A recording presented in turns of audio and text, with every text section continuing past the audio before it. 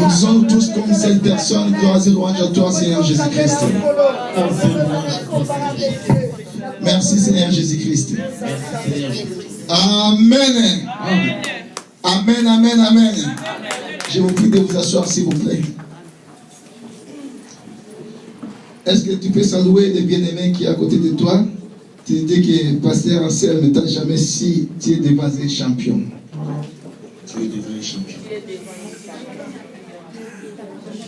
Rappelle-toi, bien-aimé. Essaye un peu de le booster ou de la booster celui qui est à côté de toi. Rappelle-lui que toi, s'il n'a jamais si, mais il a affaire à un champion. Le champion là, c'est toi, bien-aimé. Shalom l'église.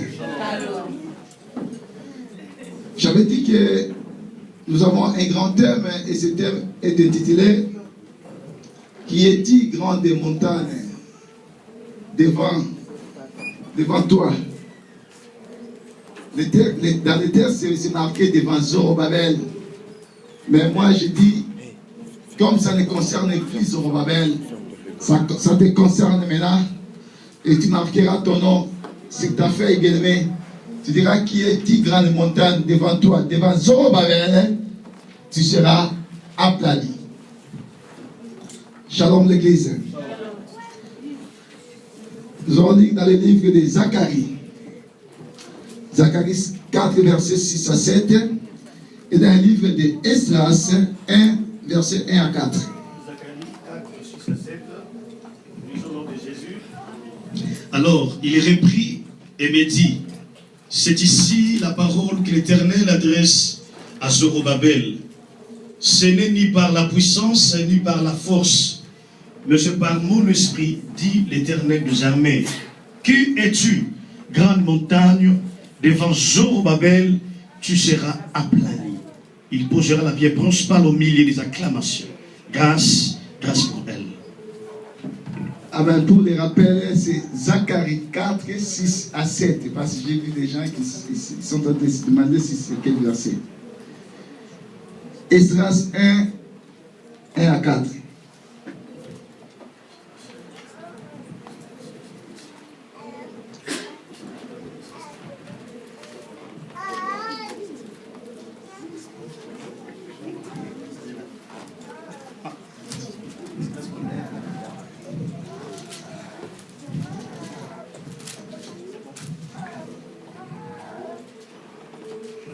Esdras, chapitre 1, verset 1 à 4.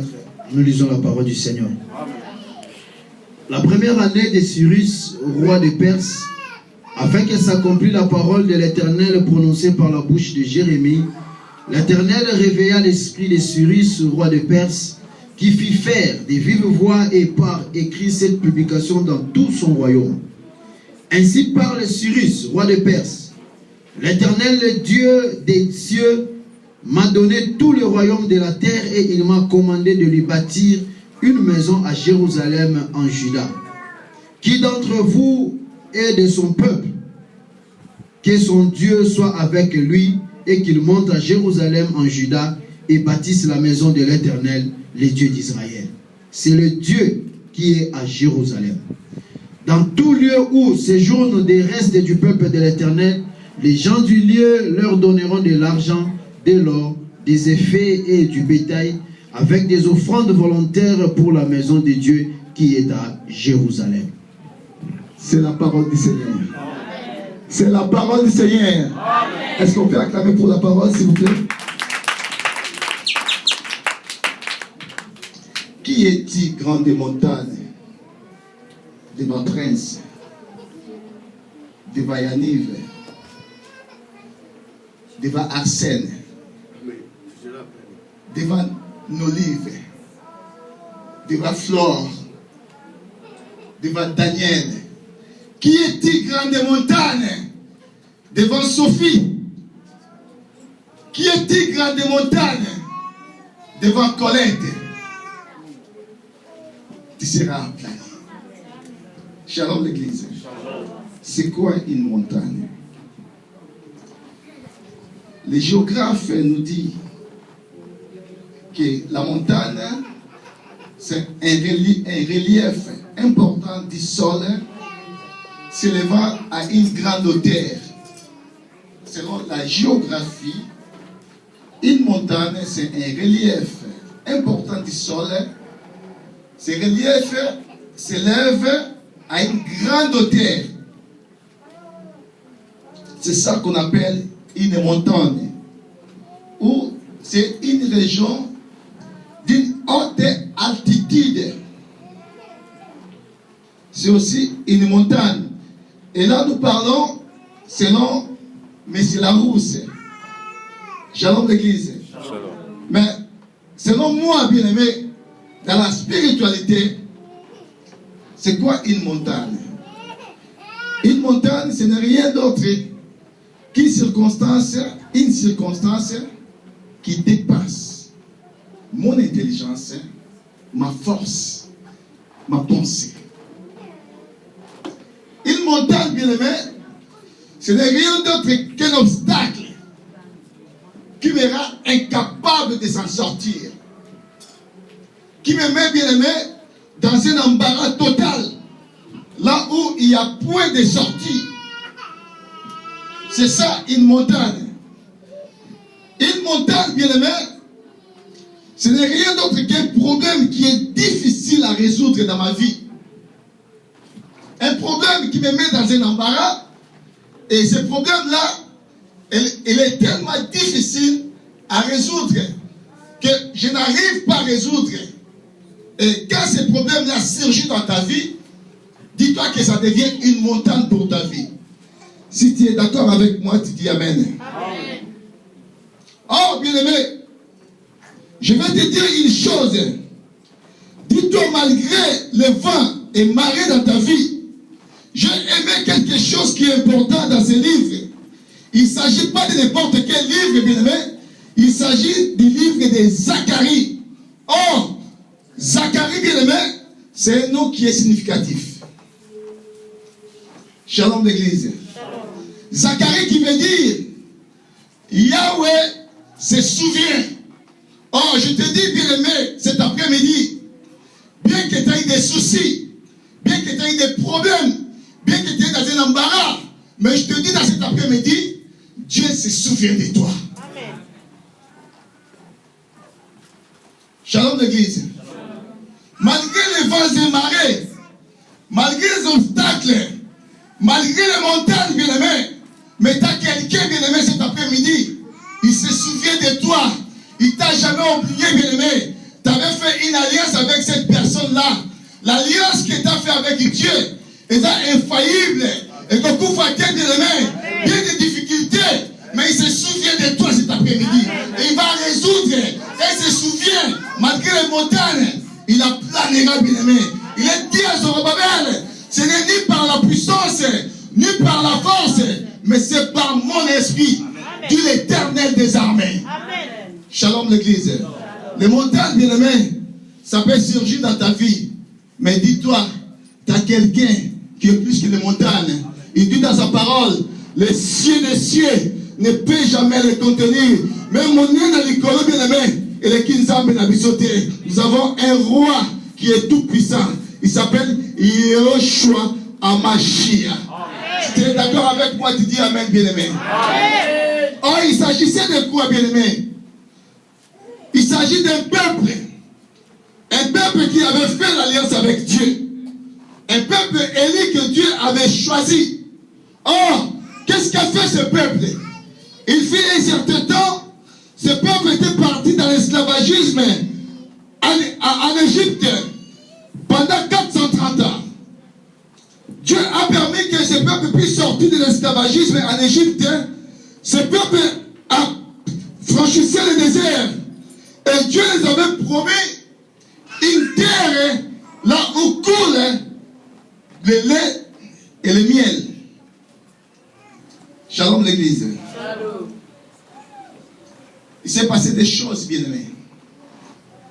En arrivant dans cette terre-là, comme ça a été la promesse de Dieu, Dieu avait permis que son peuple puisse atteindre, puisse aller dans cette terre-là, la terre où coulait le lait et le miel.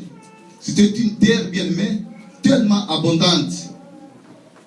Mais, à cause de l'abondance, bien aimé, ce peuple a oublié les ordonnances de Dieu. À cause de l'abondance, le peuple a oublié quelque chose qui était important. Les lois sabbatiques. Ils ont oublié les sabbats. Comme c'était une terre qui donnait beaucoup de choses. Il donnait du lait, il donnait du miel. Le peuple travaillait même les sabbats. Or, selon Dieu, les jours du sabbat, c'était les jours du repos pour le peuple. C'était des jours consacrés à l'Éternel. Shalom l'église. Et Dieu a permis que ce peuple-là, à cause du boycott du sabbat, et Israël aussi avait à cette époque-là, Juda avait à cette époque-là, un roi qui se prénommait au nom de Sédécias. Ce roi-là n'a pas voulu écouter le message du prophète Jérémie. Or, le roi était désobéissant au prophète Jérémie. Le roi était désobéissant vis-à-vis de Dieu. Et Dieu a chicoté son peuple. Dieu a permis que son peuple, qui avait donné la terre promise, puisse aller encore, puisse être encore déporté. Aller vivre encore la captivité à Babylone. Pendant combien de temps le peuple dit? Pendant combien de temps la captivité à Babylone? Oh! Oh! Oh, il faut être branché.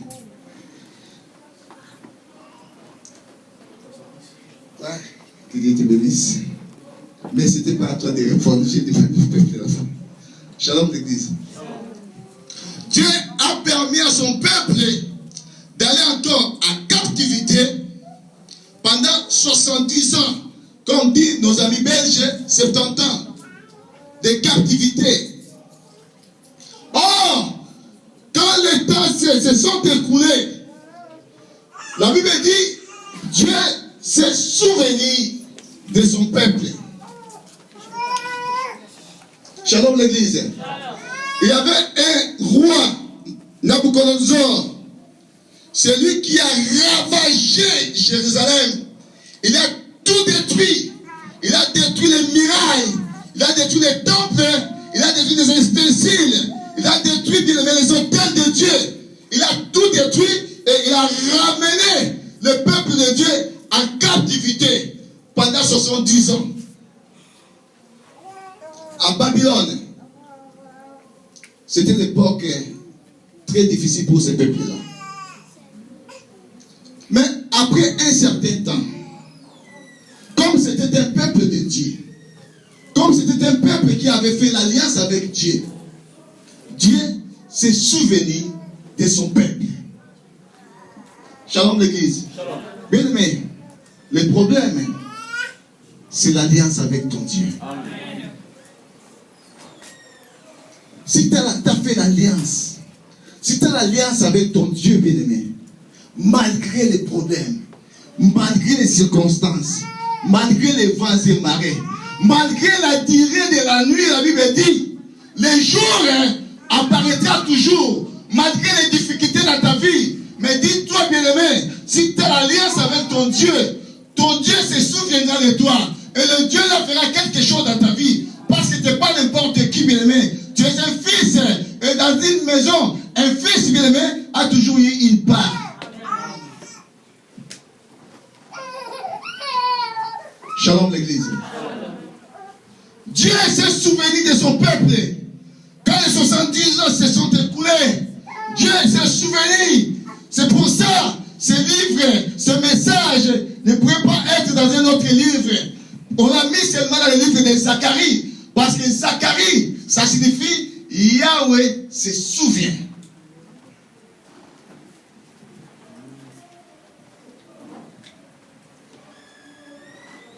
Shalom l'église.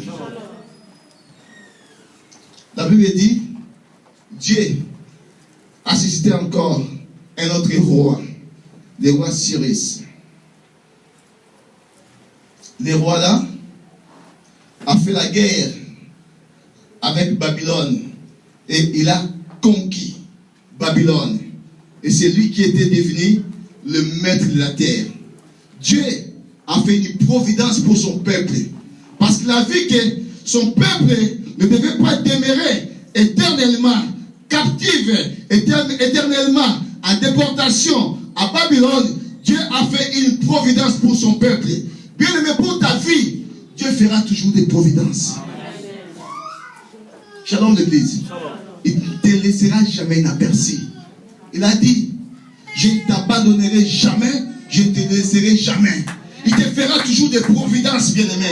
Dieu a providencié quelqu'un, un serviteur, que mon frère, évangéliste, appelle Caput Mater.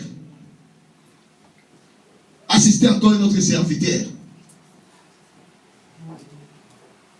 Pour seulement libérer le peuple de Dieu de la captivité et pour que le peuple de Dieu aille construire la maison de l'Éternel qui a été détruite pendant la déportation, pendant la captivité à Babylone.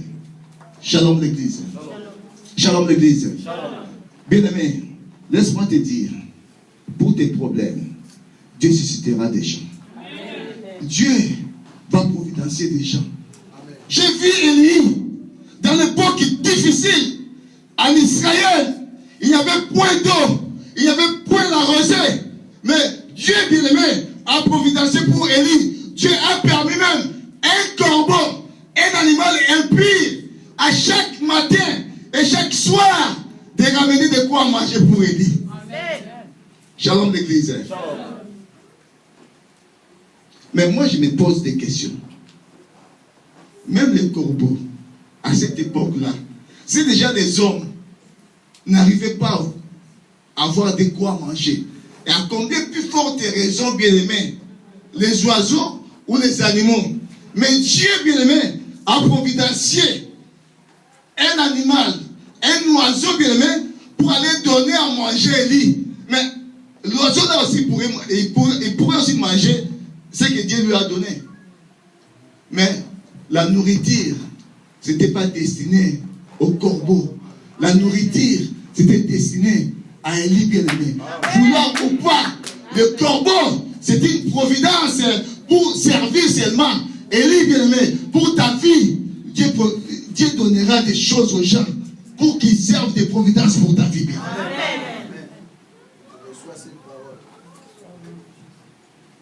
Shalom l'église. Pour tes papiers, ton Dieu, il peut toucher même François Hollande. Il dit non, François Hollande, j'ai quelqu'un là, dans cette assemblée mère, il a les problèmes des papiers, il a les problèmes du boulot, il a les problèmes X. Je veux que toi, tu te gères à ces problèmes-là. Qui dans ce monde a déjà dit non à la parole de Dieu? Shalom l'église. Son oui restera oui. Son non restera non. Personne ne peut changer. Même Bouddha ne changera pas. Même Kimbam ne changera pas. Même je ne sais pas qui bien aimé, il ne pourra en aucun cas changer cette parole. Quand Dieu décide, c'est oui et amen. Personne ne pourra le changer. Dieu a vu que non, c'était le moment propice. C'était le temps favorable pour que son peuple puisse aller lui construire une maison. Et Dieu a suscité quelqu'un, le roi de Perse, le roi Cyrus. Le roi Cyrus a conquis Babylone. Il a tué et il a libéré le peuple de Dieu. Pour que le peuple de Dieu soit libre après 70 ans. Shalom l'église. Bien-aimé, laisse-moi te dire, malgré les difficultés que tu traverses aujourd'hui, je te dis, c'est un tremplin pour toi. Laisse-moi te dire, c'est un tremplin pour ta vie. Ces difficultés-là, ça sera aplané. Parce que quelqu'un, bien-aimé, il s'est souvenu de toi.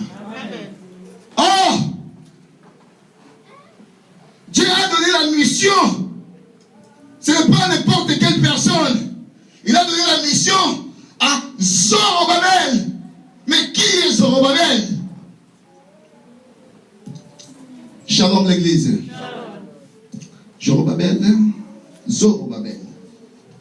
fut un gouverneur de Juda. C'est lui qui a réussi cette mission de construire le temple de Dieu qui a été détruit lors de la déportation. Oh, le nom de Zorobabel, c'est aussi une signification. Zorobabel, ça veut dire, c'est celui qui enlève la confusion.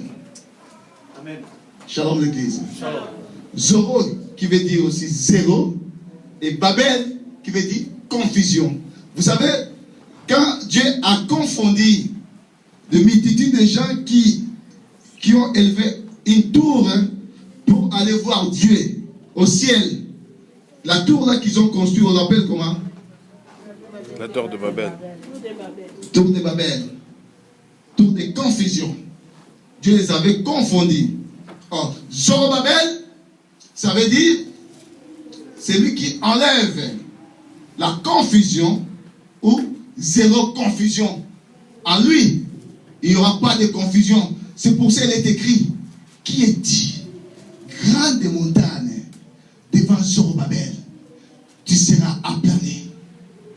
Peu importe ton attitude, peu importe, bien-aimé, tes difficultés, mais dis-toi que des choses qui te combattent aujourd'hui seront aplanées. Shalom l'église.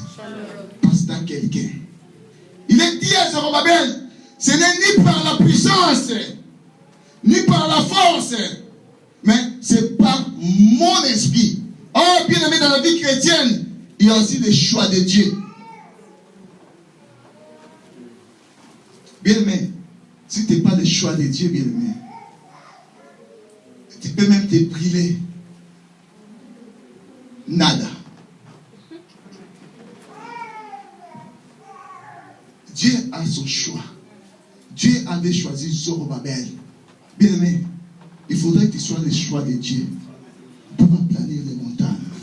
Bien-aimé, des hommes que Dieu a choisi, ce sont des hommes ou des gens qui ont toujours eu des combats.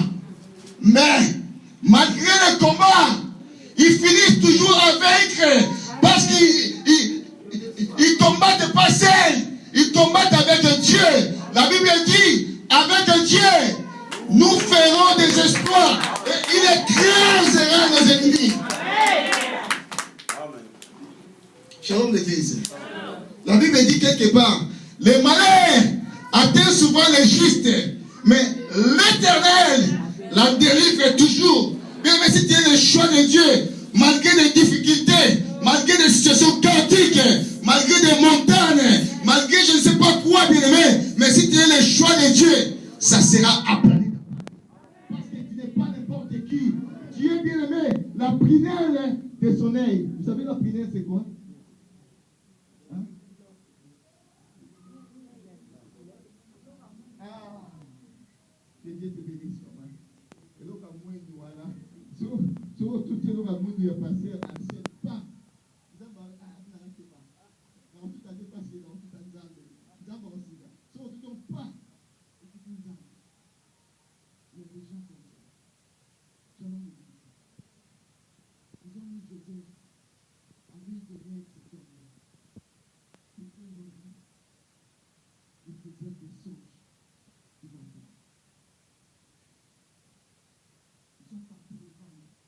Ils ont vendu Joseph, mais ils n'ont pas vendu des rêves. Ah, Bateki Joseph, mais Bateki Bandoto te. Ah, Joseph on est dans Bandoto, parce que Bandoto wana, ça venait pas de quelqu'un, ça venait d'un Dieu tout puissant. C'est lui qui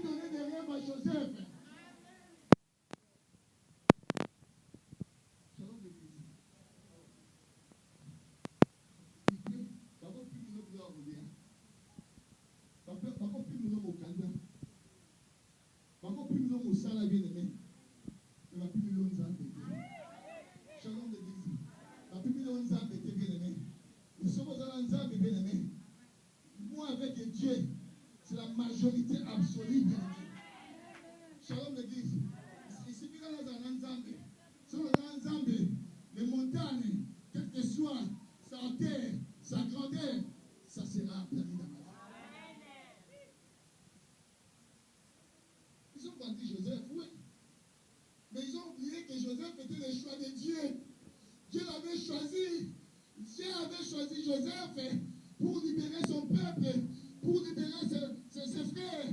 Dieu l'avait choisi. Ses rêves n'étaient pas faux. Ses rêves étaient véridiques. Ses rêves étaient vrais. Oh, bien-aimé, ils peuvent te dire des choses. Mais si tu es le choix de Dieu, si tu es dans le plan de Dieu, bien-aimé, des choses que tu diras, des choses que ça va faire, bien-aimé, ça va s'accomplir. Parce que tu es le choix de Dieu.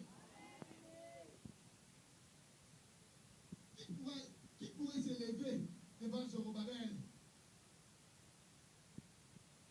Dieu a donné le message, la vision au sacrificateur Yoshua.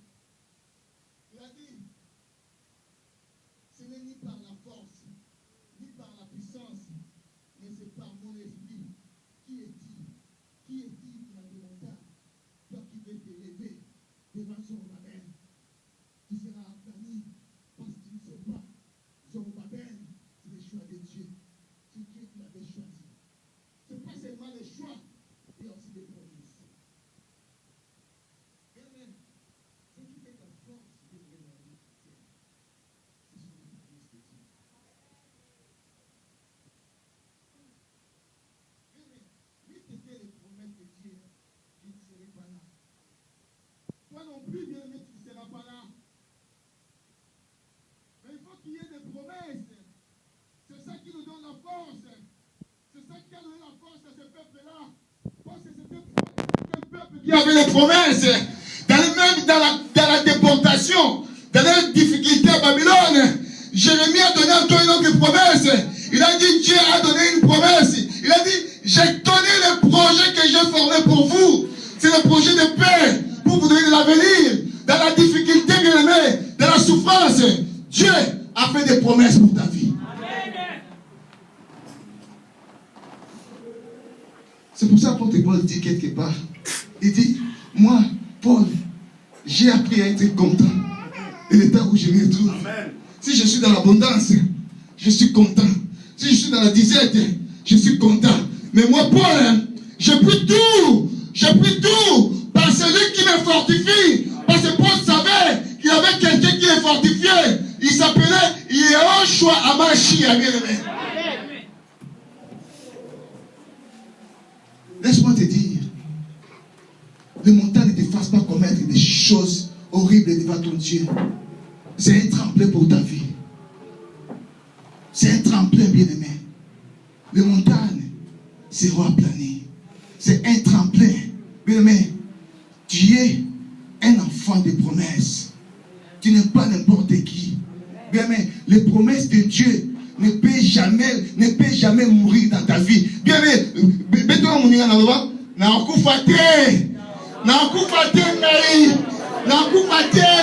parce que ma promesse encore,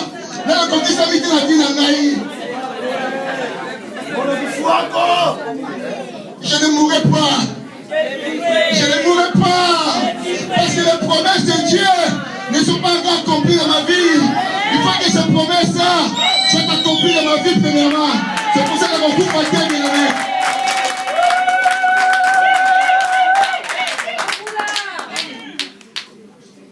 J'aime Habakkuk qui dit, je suis à mon poste. Je suis à mon poste.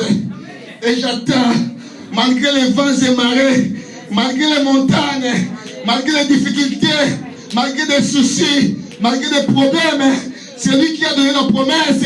Il a une qualité, il est fidèle, il est fidèle, il est fidèle, il est fidèle. Malgré les situations, ça s'accomplira. Les promesses qu'il a données, ça va s'accomplir dans ma vie, bien-aimé. Amen. C'est l'une des qualités de mon Dieu. J'aime mon Dieu, bien-aimé, parce qu'il est fidèle. Les hommes, quand ils promettent, mon fils aujourd'hui, là, son anniversaire, oh, j'avais promis l'anniversaire à mon fils. Aujourd'hui, il me dit, papa, mais maintenant, c'est aujourd'hui, papa, qu'as-tu fait pour mon anniversaire? Je commence à gratter ma tête. Oh, quelque part, je me suis dit, c'est parce que je suis un homme, mais c'est lui qui fait la promesse à Israël. C'est pas un homme pour mentir, le plus un fils de l'homme pour se repentir. C'est lui qui t'a donné une promesse. C'est un Dieu, bien-aimé. Il dit une chose et la chose s'accomplit.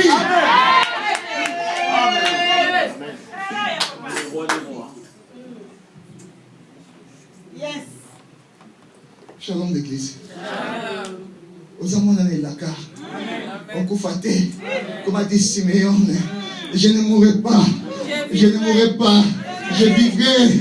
Il faut que je voie. Il faut que je voie la gloire du Très-Haut. Il faut que je voie, bien-aimé. Oh, bien-aimé, tu ne mourras pas, bien-aimé. Il faut que les promesses de Dieu s'accomplissent dans ta vie. Qui est-il grand des montagnes? Devant Prince. Tu ne sais pas que Prince c'est le choix de Dieu. Tu ne sais pas que nos livres c'est le choix de Dieu. Tu ne sais pas que l'Ipsi c'est le choix de Dieu. Qui est-il grand des montagnes? Pour tourmenter la vie de l'Ipsi. Tu seras aplani. La Bible dit, la main des Zorobabel a fondé cette œuvre. Et la main des Zorobabel achèvera cette œuvre.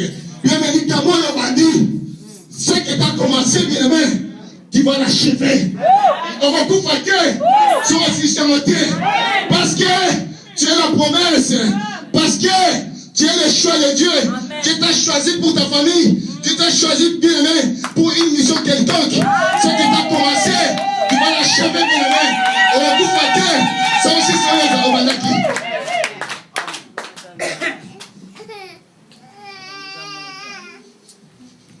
Shalom l'église. Tu es le choix de Dieu, bien-aimé. Tu n'auras pas. Ce que Zorobabel a commencé, il devait l'achever.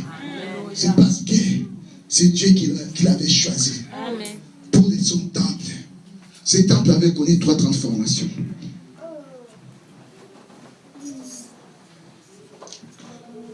Des Zorobabel, pardon, des Salomon. Je parlerai de cela demain. Des Salomon à Zorobabel, de Zorobabel à Hérode. Shalom. C'est pour ça un jour, le véritable temple, qui nous a fait aussi des temples, il a dit, pendant 3 jours, je rebâtirai. Shalom l'église. Le véritable temple. Je parlerai de cela demain. Qui est-il, bien-aimé? Qui est-il? Qui est-il? Grande montagne. Qui est-il? La stérilité devant ma vie. Qui est-il, bien-aimé? Le chômage devant ma vie. Qui est-il? Les difficultés devant ma vie. Qui est-il? Qui est-il? Qui est-il? Qui est-il? Le célibat devant ma vie. Qui est-il? Les maladies devant ma vie. Tu seras aplani. Tu seras aplani. Parce que les promesses de Dieu ne faillissent jamais, bien-aimé. Oh, Nzambalobi, la Bible l'appelle l'alpha, la Bible l'appelle l'oméga. Ce que Dieu a commencé, il doit achever pour ta vie, bien-aimé. Dieu n'a jamais fait une œuvre inachevée. Dieu commence et il finit toujours. Il est l'alpha et l'oméga, bien-aimé. S'il a commencé quelque chose avec toi, si ce Dieu-là, bien-aimé, il t'a pris quelque part, il t'a ramené en Europe, tu crois que ce Dieu-là va aujourd'hui t'abandonner en Europe? Regarde là, il t'a pris. Regarde là, il t'a pris, bien-aimé. Là où même personne portait ses regards vers toi, mais il t'a pris. Quand il a pris Abraham, bien-aimé, personne portait ses regards vers Abraham, mais il a pris. Il a même changé son nom. Abraham. Il a donné des promesses. Tu seras le père de la multitude.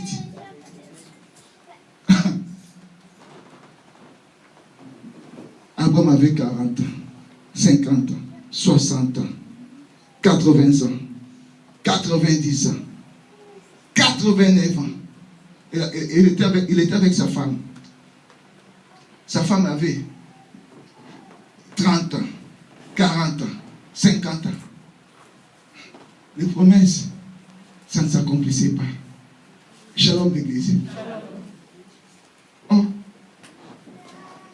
Sarah commençait à regarder Abraham. On était des jeunes. Quand tu avais reçu la promesse que tu seras le père de la multitude, Dieu a dit, mais ce sera moi qui dois enfanter. Mais jusque-là, j'étais jeune. Et maintenant, j'ai acté maintenant la ménopause au carré. Pas d'enfant. Il était un jour bien-aimé. Il y a eu 3 hommes qui se sont débarqués chez Abraham. Le mec, il a fait des gâteaux, il a donné aux hommes là. Quand ils ont mangé, il y en a un qui a dit, appelle ta femme. Abraham appela sa femme. Il a dit, au moins de 11 ans, l'année prochaine, à la même époque, ta femme Sarah aura un fils. Où? La femme était dans la cuisine, à Yoka Seki. Vous savez pourquoi elle a ri? Elle a fait les rétrospectives de sa vie. Ah! J'étais jeune. L'âge qu'on doit enfanter, qu'on doit avoir des enfants. Et j'avais la promesse. Ça ne s'est pas accompli dans ma vie. Et maintenant, à 88 ans, 89 ans. 89 ans. Il me dit, encore, l'année prochaine, elle a ri. Et l'ange dit, l'ange de l'Éternel dit, pourquoi tu as ri? Elle a même menti, elle a dit, non, je n'ai pas ri. Et elle a demandé, y a-t-il rien dans cette terre qui soit étonnant de la part de Dieu? Amen. Au lieu qu'il parle en bien, il y a-t-il rien ici-bas qui soit étonnant de la part de Dieu? Est-ce que ça est là comme on connaît bien pour la lingala?